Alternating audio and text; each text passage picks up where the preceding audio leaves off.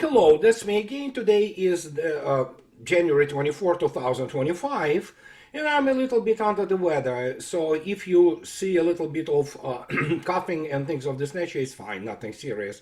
But yeah, you get flu here and there once in a while. So anyhow, let's start with the things which continue to unfold, and at this stage the only thing you can say about media is that they need to sell some kind of story. They're desperate for the story, so and they repeat and convey, so to speak, or reconduct, if you wish, all kinds of the bizarre things like Mr. Trump said this today, Mr. Putin said that.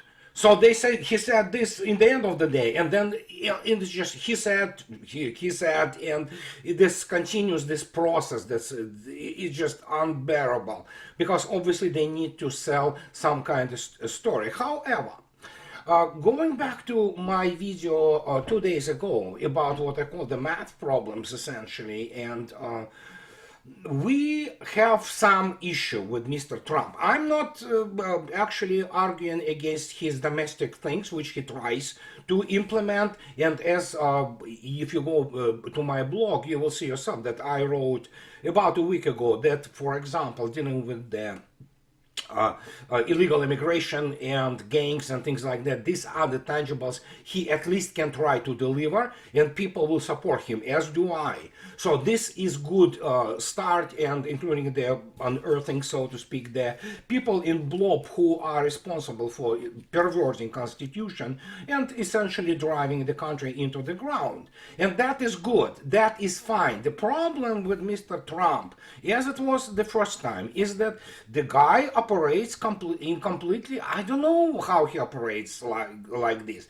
His numbers, which he presents, evidently they originate somewhere. I cannot believe that he sits there and pulls them, pardon my French, out of his ass and says, oh yeah, that's the number which I think so today is good for something. Let's say casualties. And here it is. You remember his 60 million in Russian World War II, and especially his claims that Russia helped the United States, somewhere, those Red Army guys who killed pretty much and, disposed of 80% of creme de la creme of Axis forces.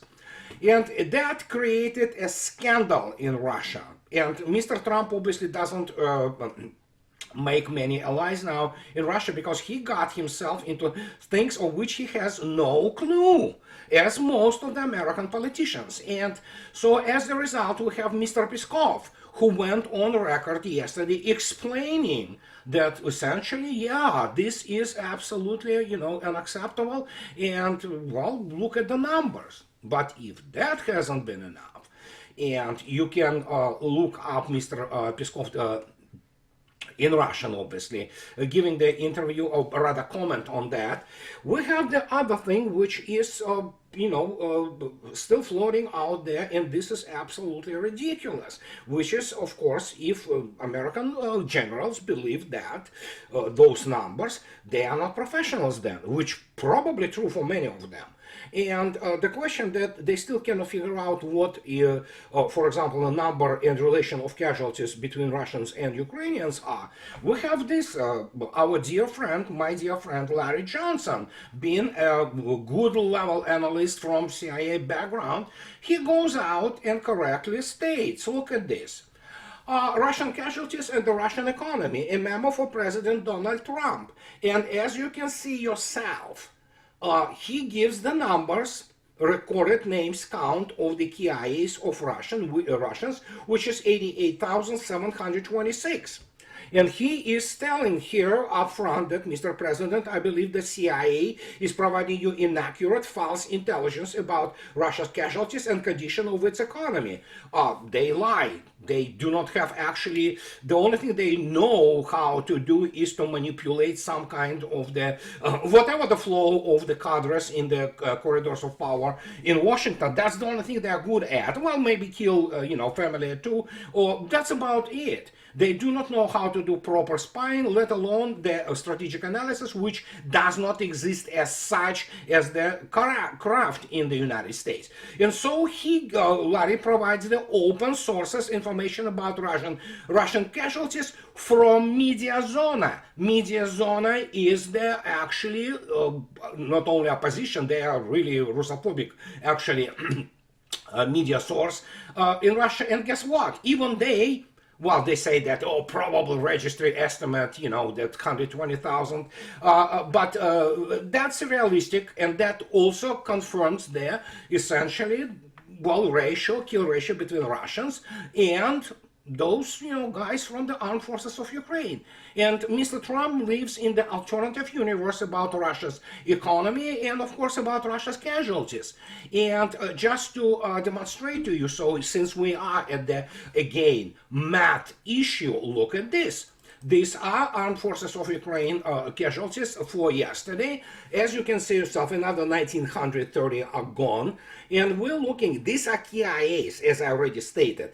It's about 1,036,735 because, well, in reality, it's probably more. Chinese actually give estimate of up to 1.2 million killed alone and probably another 1.5 wounded, which tells you exactly the kill ratio and the relation or ratio of the combat effectiveness, 1 to 12, approximately, give and take or so. And this is basic science, this is basic operational calculations, and if Mr. Trump doesn't understand that and continue to run with this garbage, which Mr. Kellogg brought to him from Kiev and whatever the fringe political forces he met in Paris, well, too bad. He should have studied properly in his whatever ROTC, and he should have studied properly in terms of the learning the realities and correlates of war.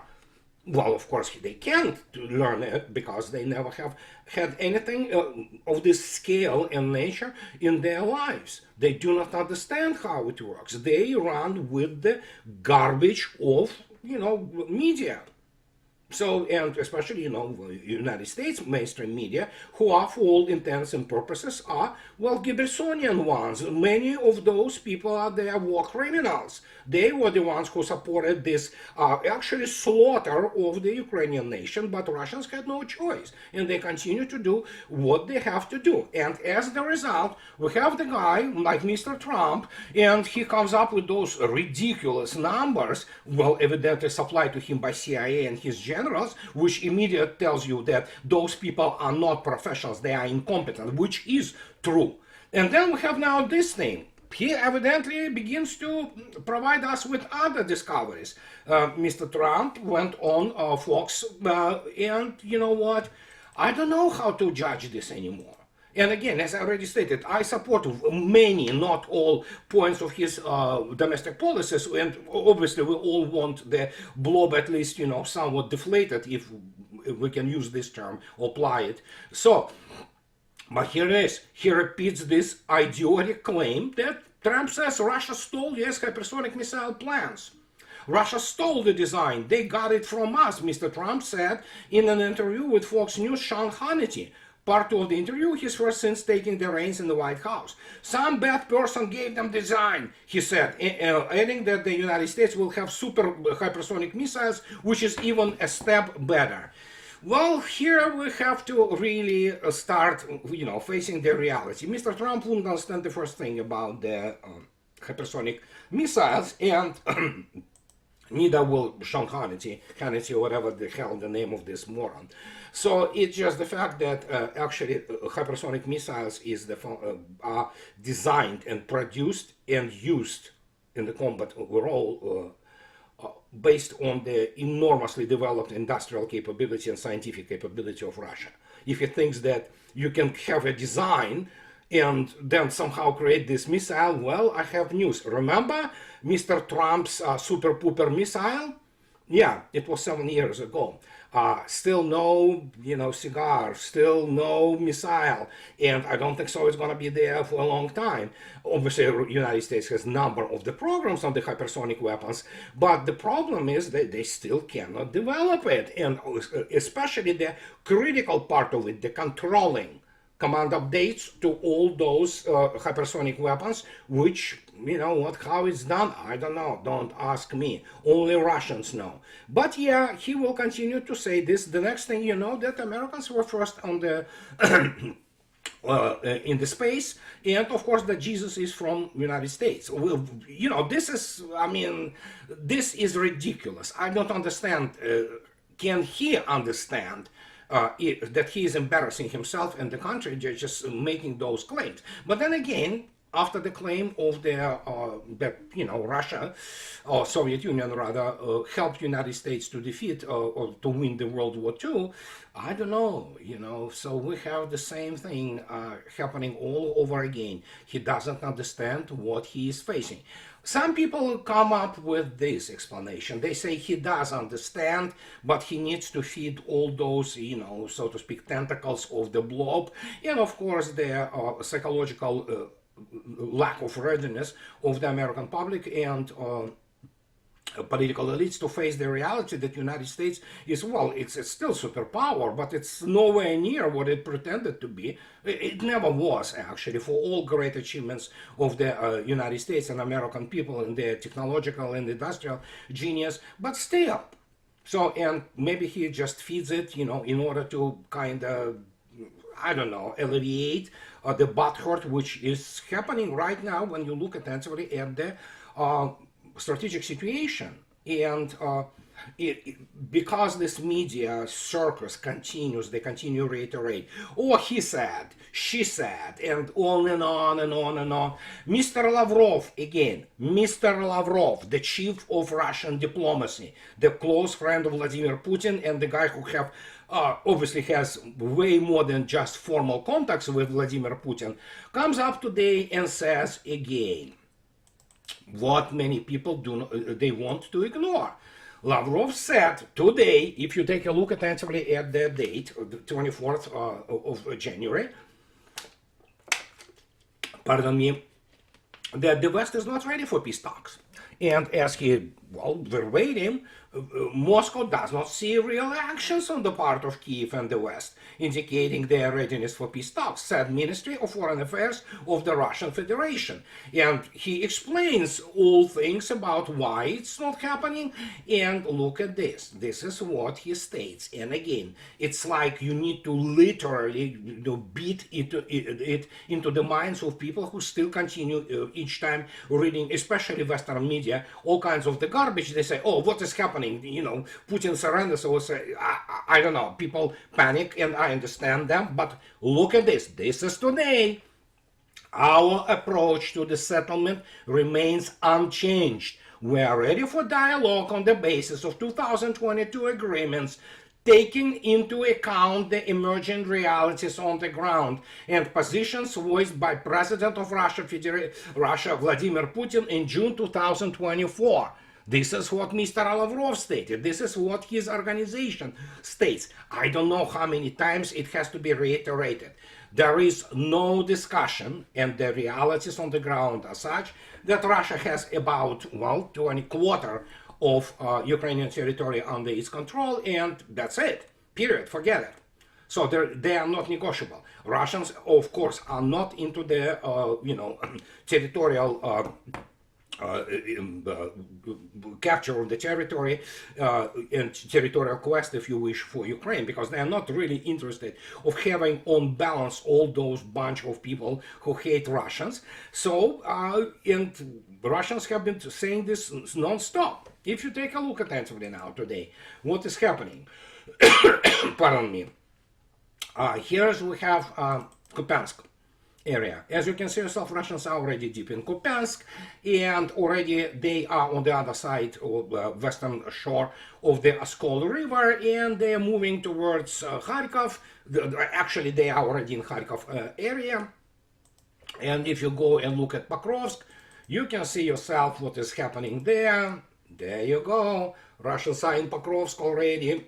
in the suburbs, and nothing could be done about it because, as I already stated, and you saw yourself the numbers. I mean, the kill ratio is 1 to 12 approximately. It is absolute slaughter, while Russians just do it in the economy of force mode, and they do not rush those big, large masses of troops, which they could. But why? So, and when you look at this, there should be somebody, in Biden, pardon me, Trump administration, who has to tell him what is going on. And this is, for example, like Russians view the whole thing, which happened actually during Biden administration. Mrs. Zakharova, yesterday, Moscow considers the actions of the Biden administration in many areas, including policy in Ukraine, to be crimes, not mistakes, Maria Zakharova said. And she said that this was stated by Russian Foreign Ministry spokeswoman Maria Zakharova at a briefing. According to her, what the Biden administration was doing was criminal actions in many areas. And Mr. Trump and his team better understand, if they want, as he says, and I hope so that he is sincere, that he wants to stop the war. Obviously, it's not possible even to stop it in 100 days until Russians completely annihilate physically the remnants of the armed forces of Ukraine. But he has to understand, he has still chance to do away with this war, which is a criminal war on parts of Washington, and obviously it's 2 hours from London and Europe. But will he do this? So far, I hear only all those pathos-ridden, ultimately untrue statements, and to put it mildly, well, he lies just plain simple. Be that, hypersonic weapons or the World War II or those casualties, ridiculous numbers and things of this nature. So, is he trying to cope? Maybe.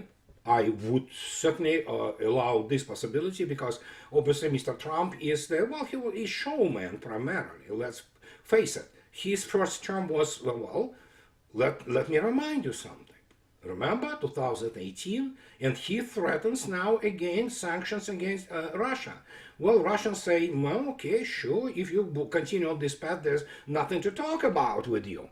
And guess what? 2018, I want to remind you, if you go to the RIA News, there was the feuilleton, which is the essentially, humorous description of the political essay on politics. As you can see yourself, 1908, 19 of August 2018. American sanctions and Russian Baltium. Well, Baltium in Russian, Baltium as they use it as the basically funny type of the periodical table, which obviously is not there, of the chemical element. But bolt in Russian means what? It means dick. Okay, so, and that's what it means when Russians say that we put the bolt on this. That means what? We don't give a flying, coitus about that. And this is what was, this is Trump administration's guys. Administration, 2018. And they said that discovery of new sanction reserves, SA, so in the United States seriously worried the world community. According to experts, they explored deposits in the vicinity of Washington, D.C. alone. The United States may be enough for 10 years of uninterrupted overlays. So, and it's obviously humorous and, even grotesque thing. But Russians say, for your sanctum, we have our Baltium, which means what? We don't care. And this was Trump administration, which was sanctioning Russia left, right, top, bottom. And so when Mr. Trump, especially 7 years later, thinks that Russia actually got weaker, I have news for him. Or for that matter, for all this administration, although I understand Mr. Ratcliffe has been confirmed as the CIA director, but the CIA has to be actually, have at least some professionals who understand what they're talking about. Evidently, they don't.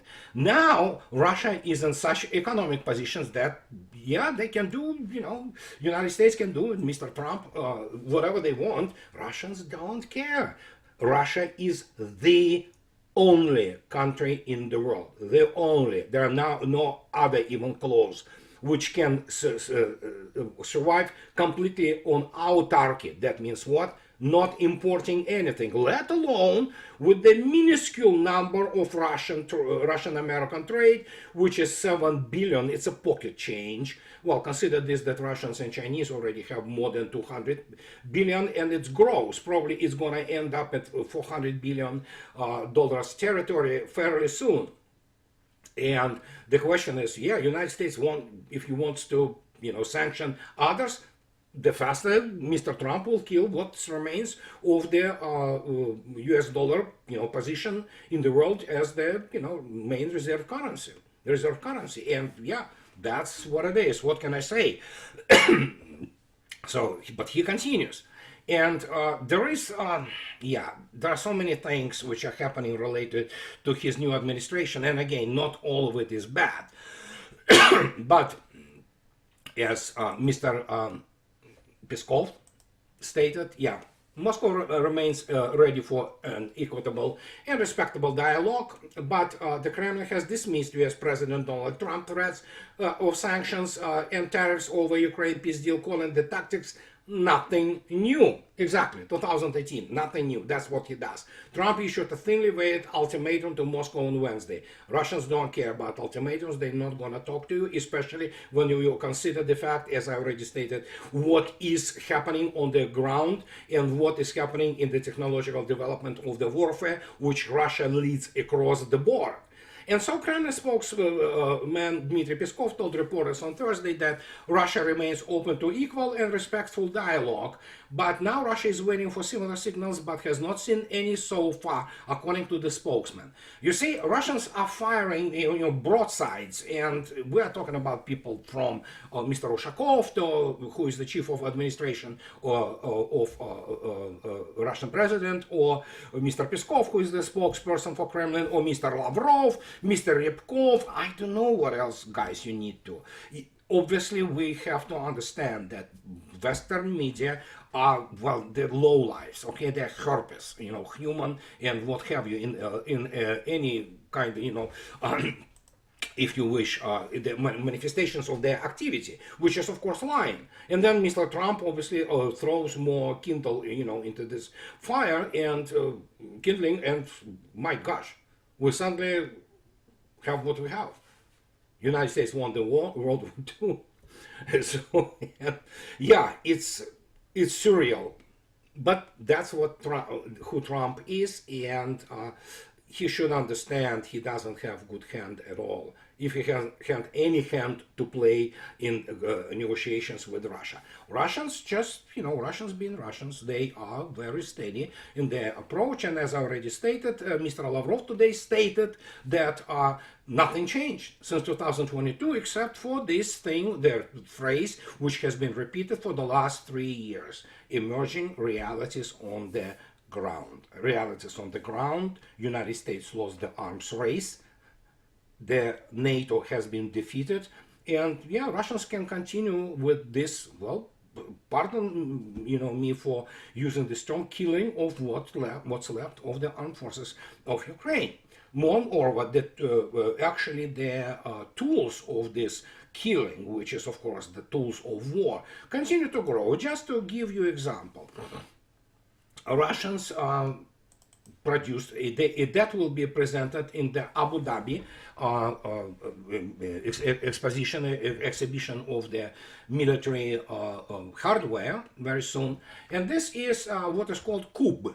This is the machine, and which carries actually not 14. It's not 16, but well, at least 16 are well actually demonstrated or drawn into this scheme. And these are those drones. They are swarm.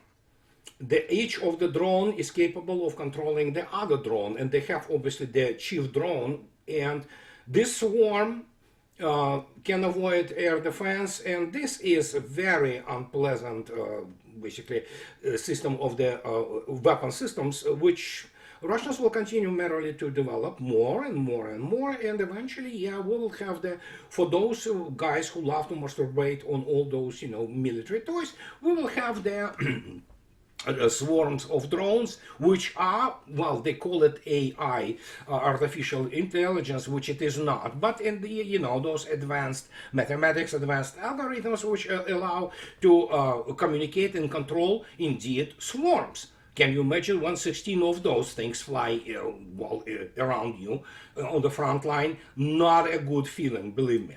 So, and when you compare this and the way Russians proceed with the basically development of the weapons, we have now this thing. And again, this is about Mr. Trump. And again, there are many good things he can do there in the domestic policy, but it looks like it just doesn't get the message across to him. So Trump said that he wants to create the American Iron Dome. Recreating the project on American soil would be hugely expensive and largely pointless.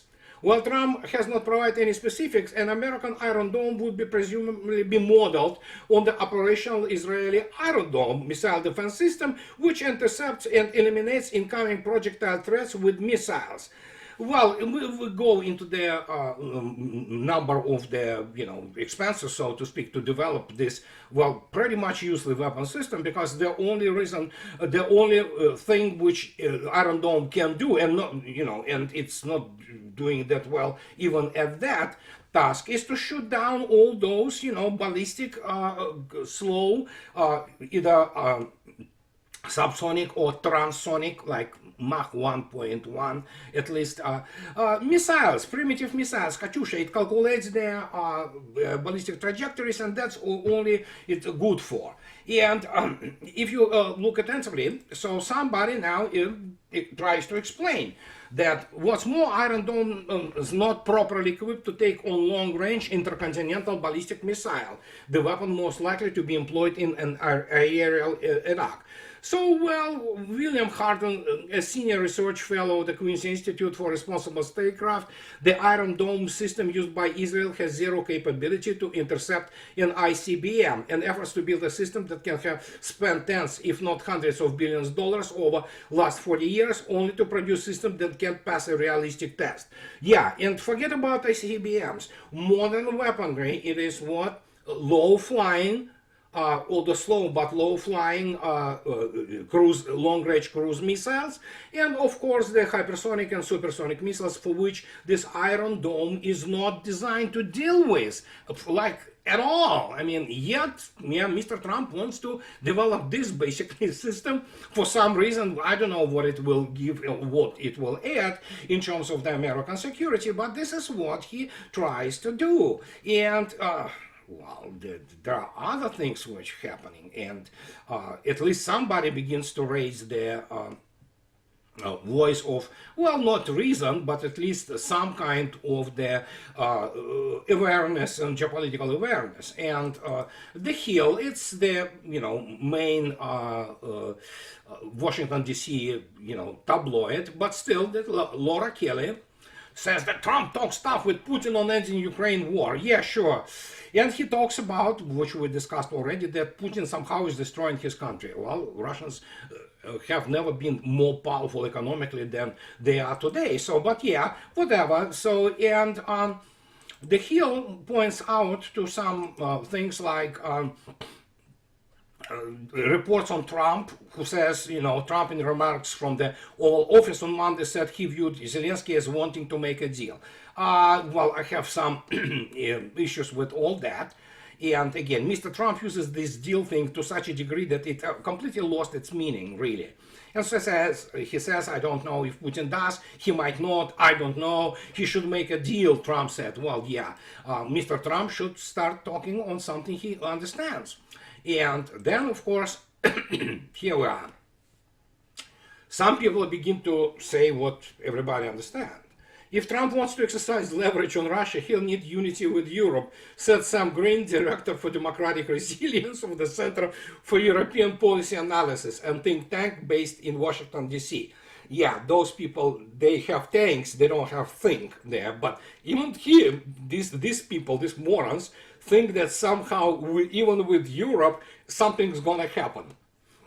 But he says this: I think the reality is that Trump does not have The US in general does not have tremendous leverage over either of the parties of this conflict.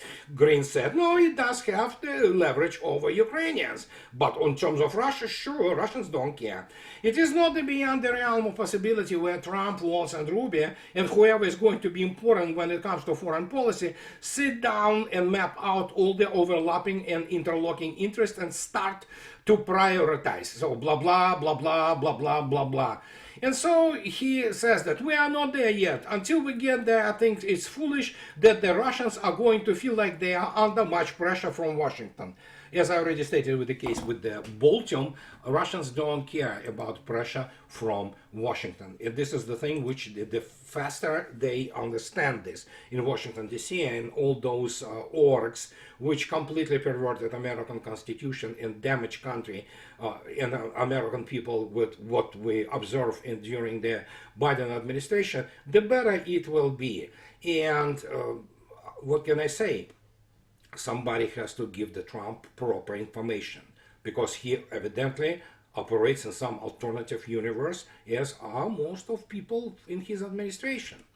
And I already on record for many years. Strategic planning and strategic forecasting in the United States does not exist as a craft, because all think tankdom, so to speak, all those think tanks are nothing more as, and I have to quote Douglas McGregor, he's correct, they are advocacy groups who would know the first thing about the real world outside, be them in RAND, be them whatever the think tank.